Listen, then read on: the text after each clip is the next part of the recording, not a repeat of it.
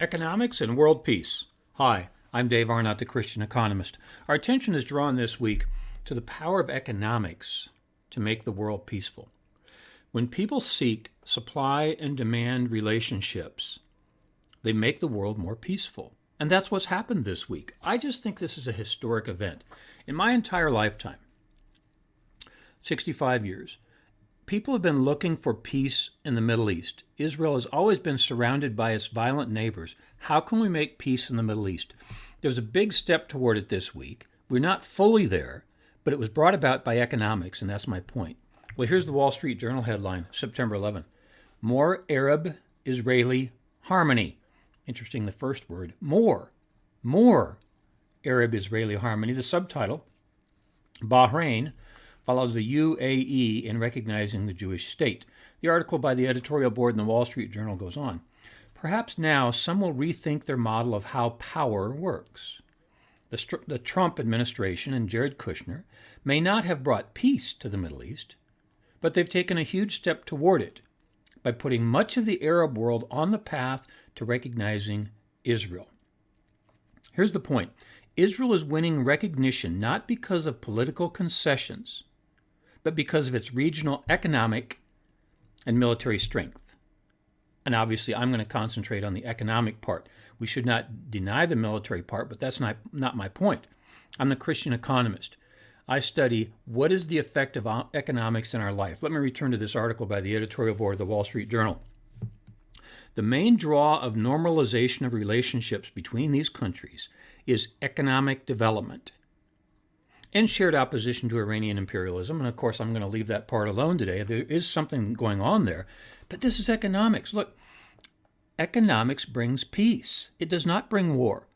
Economics brings peace. There's an old saying we use, there's never been a war between two countries who had a McDonald's. Okay, before you rush off to Wikipedia and look it up, there may have been. But the concept is still true, isn't it? You don't go to war with people whose trade benefits you. And so if trade benefits you, you don't go to war. Look, after World War II, the coal and steel trading union set up by the Benelux countries, Belgium, Netherlands, Luxembourg, and Italy was in on the thing. They said, let's set up a trading relationship to avoid World War III.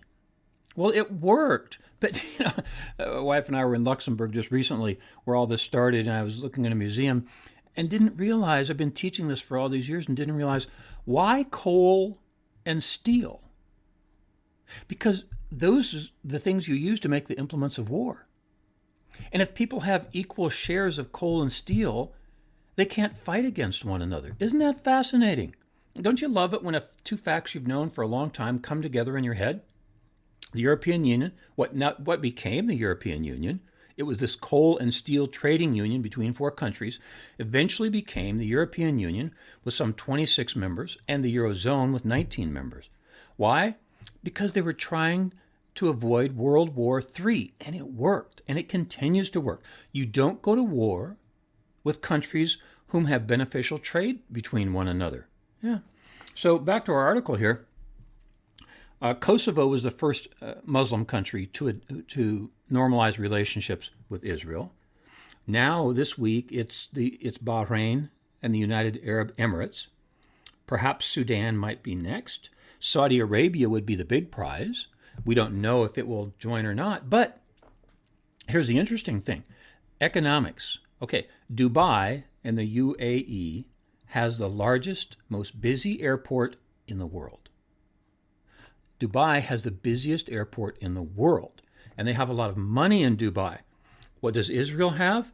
It is one of the most entrepreneurial nations in the world. I was lecturing on a cruise ship one time and met a guy named Gadi, an Israeli guy who happened to live in Houston, and he said, you need to read this book called Startup Nation. And so I did. I got the book and read it, and it's about Israel. It's a story, the subtitle is The Story of Israel's Economic Miracle, and it's written by Dan Senor and Paul Singer.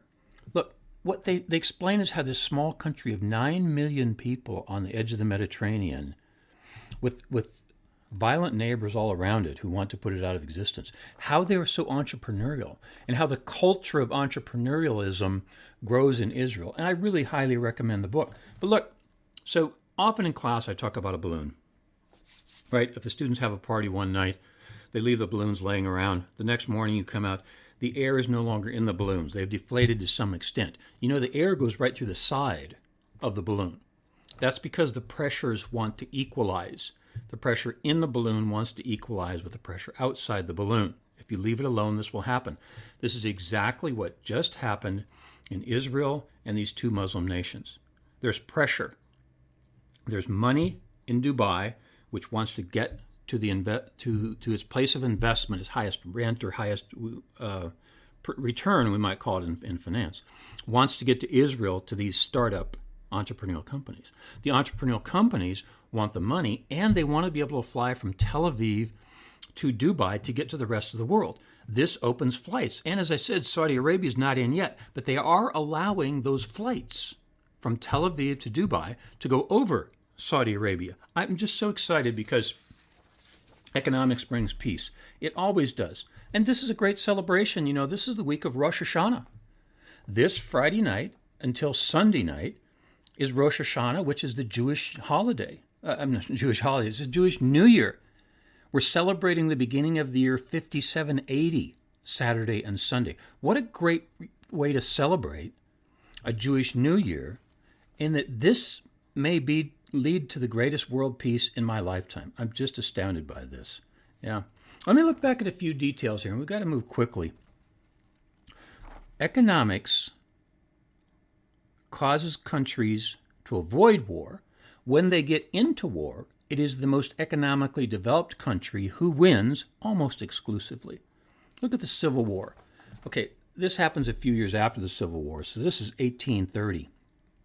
Alexis de Tocqueville, writing Democracy in America, explains sailing down the Ohio River with free Ohio on his right and slave Kentucky on his left. And he makes a really good explanation for why the North won the Civil War. The North was more industrialized, the South was more agricultural. And he makes this interesting observation in economics. He says to his right in Ohio, when he gets off the boat, he noticed that free people are practicing division of labor and specialization, which Adam Smith talked about in The Wealth of Nations. He got his face on the back of the 20-pound note in the UK for that. And Tocqueville's making the same observation. He's saying, look, these guys are specialized. They're good at their trade. So a free man shows up with his tools and with his skill and does a job quickly and gets it done and goes to the next job. On his left is Kentucky, slave Kentucky. And he makes this observation. Some slaves show up to do a job. They're not very energetic. They're not motivated. They're in no hurry. They're not well trained. They don't have good tools. And then he goes on to explain, look, the South thought that because they owned slaves, this was so productive for them. Tocqueville explains how it's not. It's like, so a slave woman gets pregnant. Well, can't work as hard when she's pregnant. Gives birth, has to take some time off. Now you're feeding and clothing the mother and the baby until the kid's maybe, 12 or 14?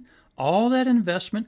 And what is the child gaining? No skills, no tools, no knowledge, no what we'd call today intellectual capacity. And Tocqueville from 1830 is giving this great explanation for economics. And that's why the North won the Civil War, because they were industrialized and they were more productive. It's because labor was put to its highest use in the North and not to its highest use in the South. This is very simple. Production, yeah. Look back, okay, let's take World War II. The Allies were in a war with two very industrialized nations, Japan and Germany. But while Japan and Germany were being bombed into oblivion, the U.S. factories hummed. There was a Ford plant, Ford, like the car guy. They converted to making B-24 bombers near Ypsilanti, Michigan. These bombers had 450,000 parts and 360,000 rivets. Yes, I said 360,000 rivets. Each one had to be put in by hand. The rivets were 550 sizes. And this plane weighed 18 tons. Now listen, at peak production, they made one an hour. You should just be astounded. How can you economically put together the resources, the men and materials to produce a B-24 every hour? And that's what they did.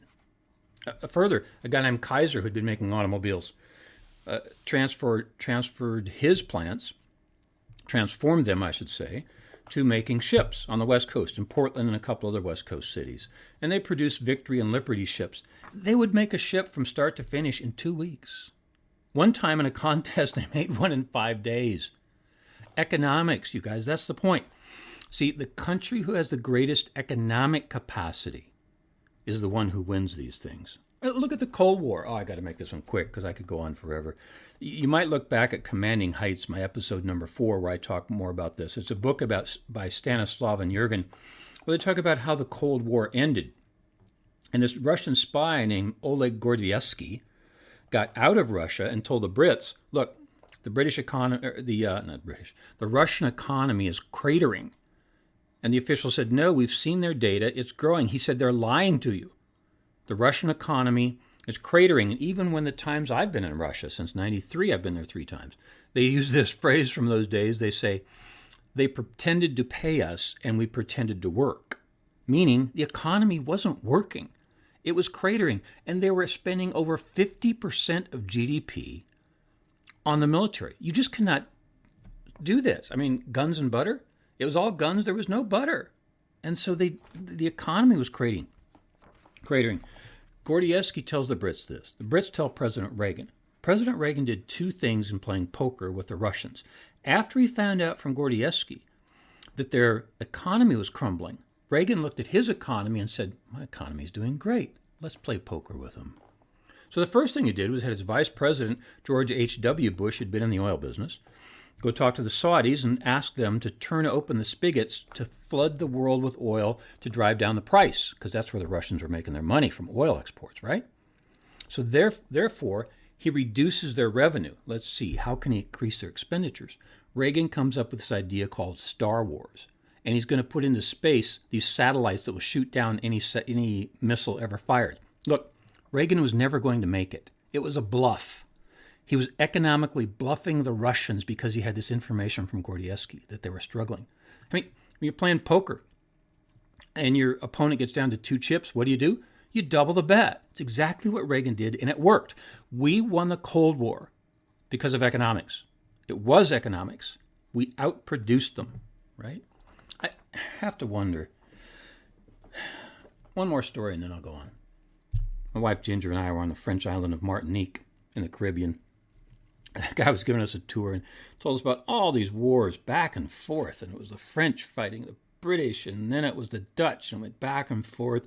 Finally ended up in French hands, and he's told about all these battles. And I turned to Ginger and I said, why did they stop? Why don't people fight for land anymore? Why has it been that over thousands of years, human history is littered with battles of people killing one another for land? Why don't they do this anymore, Ginger?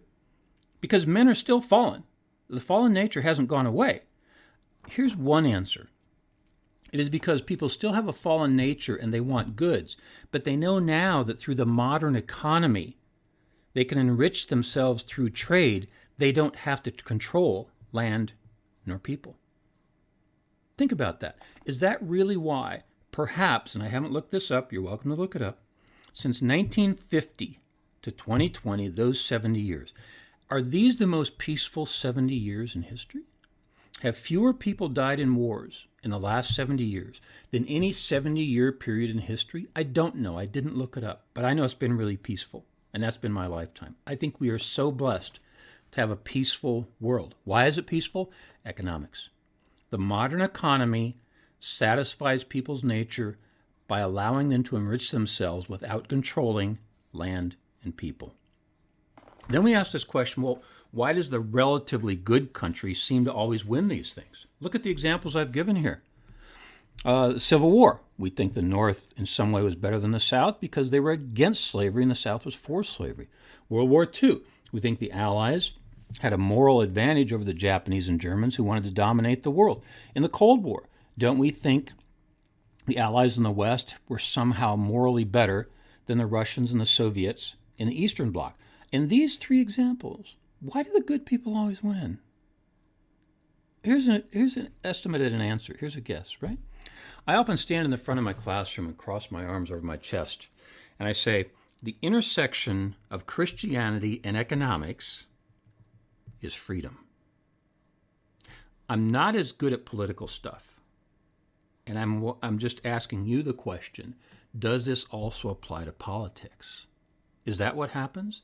In other words, because you start with this Christian worldview, and we believe that we accept Christ individually, we are free to accept or reject. We have religious freedom. Does that contribute to our economic freedom, which makes us rich, which contributes to our political freedom, which makes us free? What is the interaction of these three? That's the fascinating thing. And that's what we're seeing in the world today. The headline is More Arab-Israeli Harmony. Why? Because of economics. Because they want to trade. Demanders want to meet suppliers. Suppliers want to meet demanders. And when they do so, they avoid war. There you go. Peace in the Middle East. I'm Dave Arnott, the Christian Economist, where our slogan is, fear God, tell the truth, earn a profit. See you next time.